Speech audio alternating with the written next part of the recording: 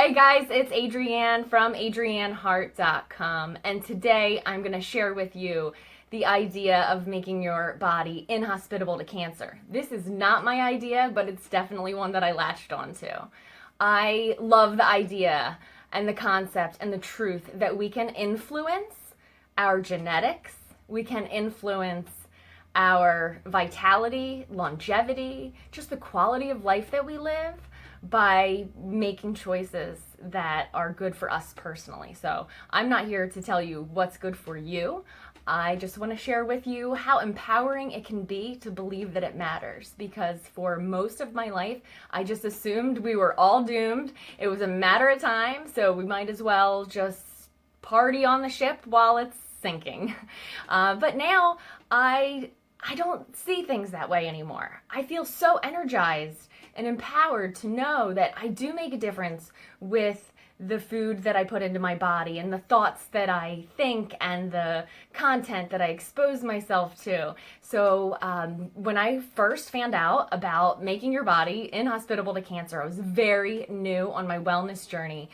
But that in particular got into my heart, because I definitely was born with that whole save the world complex. I've been told a million times, you can't save the world, you can't save everyone. But you know what? I also can't help it. I can't stifle the message that's in my heart. So here I am sharing with you something that means so much to me that I'm even shaking right now. I'm shaking with joy that we can make a difference, but then also when I think back to the way that cancer has ripped out my heart, I'm thankful that it's not ever proliferated in my own body, but I've lost people who I love. And sometimes it's too much. And I feel like if I can make a difference, then not only is it my responsibility to do so, but it is the joy of my heart to do so. So that's why I'm sharing this with you. I learned from Leslie Nance. She is a cancer survivor, and she was on a show that I used to listen to on a daily basis called EO Fire. And she was sharing with John Lee Dumas how she survived cancer and how she went on this journey to learn about what she could do to make sure that it didn't come back. She had fought the good fight and she didn't want to do it again. And she says that, I love this, she says that she eats like her life depends on it, because it does. She talks about being the CEO of her own health. I love that radical responsibility. I love knowing that I can make a difference in my own body, and that I have the privilege and the honor of being a mother and a wife, and I can make a huge difference in the lives of my husband and son, because I'm the one that feeds them most of the time. And where I used to think that that was one of the biggest burdens of womanhood or parenthood or personhood, whatever it is, now I realize it has become the biggest joy. I was that person that loves to sleep in the morning. If you know me, you know that. And I still love to sleep in, but not more than I love to make my household inhospitable to cancer, right? So when the alarm goes off, or the sun comes through the window, or the cat starts crying in the morning, I literally jump out of bed and I'm like, I'm gonna make the most nutrient-dense smoothie that anyone ever saw. And this morning, I got up and I put celery mixed in with my greens juice powder and a little bit of coconut milk, and I blended that up with love, and I sent Greg off to work with a whole mason jar full of nutrients that will keep his body inhospitable to cancer. So check out Leslie Nance. Leslie Nance, Nance. She's at Go-To Kitchens. She cooks all kinds of food. She's not totally plant-based, so because it's not about that, guys, right? I love you no matter what you eat. You can eat whatever you want to eat. As a matter of fact, if you came over right now and offered me beer and potato chips, I am down to party. But 90% of the time, we have to do the right thing for ourselves so that we can live our best life.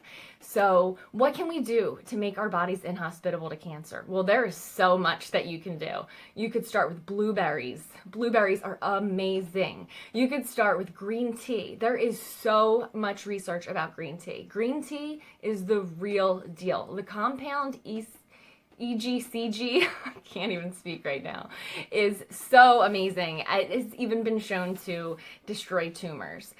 So simply a cup of green tea every day could be tremendous for you. I could go on and on, but I won't, because then the video will be too long. What I want to do is just inspire you to know that making our bodies a place that cancer does not want to live is possible, because cancer is the result of external toxins and then our body's inability to fight them off. So what we can do is give our bodies everything that they need to destroy cancer so that it cannot take over. Because we all have cancer cells in our body every day, and our immune system goes in and destroys them. And I'll tell you right now, any kind of irregular cells in my body, and my body is going to destroy them. There's no cancer welcome here. It would be much easier for cancer to find a different place to live. Not here. Now, am I saying that I will never get cancer? I would like to think so. But I can tell you what, guys, if that ever happens, we're going to know that I tried my best for myself, and I tried my best for my family.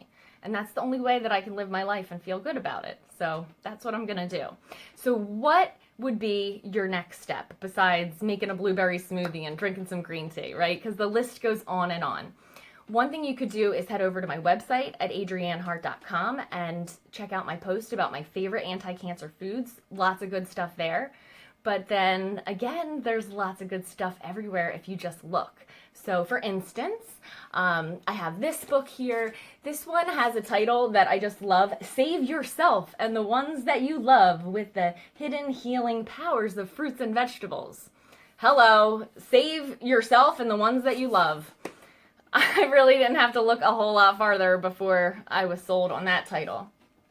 Here's one, The Rain Barrel Effect. Amazing. You guys will never hear me stop talking about the rain barrel effect. This book, this concept, this doctor has changed everything for me, and I love it, right? So the idea is that these big diseases, no matter what they are, right? So if it's whatever's in your genetics, and pardon the expression, but the way that I see things is that genetic loads the gun, so to speak, and lifestyle pulls the trigger. So what can we do to kind of make sure that our worst case scenario does not express itself in our genetics?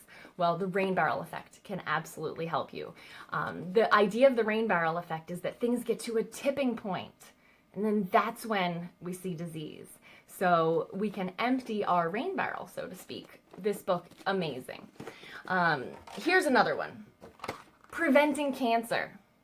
Really, I just read the title and I'm like, yes, I'm gonna just buy this book and just see what's inside. I don't agree with every single thing that's in this book, but I'd say it has so much information that is helpful, and definitely one that I would recommend and share with others. So here's another one, Eat to Live. This author, Joel Fuhrman, good stuff, lots of good stuff. Again, it's not like one of these books is going to tell you how to live your life. No, we need to be willing to chew up the meat and spit out the bones. Pardon the meat expression for my plant-based friends, but I love that expression. Chew up the meat, spit out the bones, take what works for you, discard the rest. This is your life, your health, your body, your responsibility, not your doctor's responsibility, not the oncologist's responsibility. We decide for ourselves. We decide for our kids. It's nobody's business. If you're the mom, you decide. Do what's right in your heart. It's the only way you're going to be able to sleep at night anyway. So here's what I have here. I don't even know what I have here. Everyday clean eating. Yes, everyday clean eating. So Where am I going with this? What is the point? My point is that the best thing that we can do for our health is learn about it and believe that you can affect it, that you can be the positive difference, that you can vote with your dollar. You can decide if something's worthy of your dollar. You can decide if something's worthy of your body. No one else can do it. It's actually only you. And you can make your body a place that cancer wants no parts of. So keep on educating yourself. Thank you so much for spending your non-refundable minutes with me today. I really appreciate it, and I look forward to sharing with you again next time. Thanks.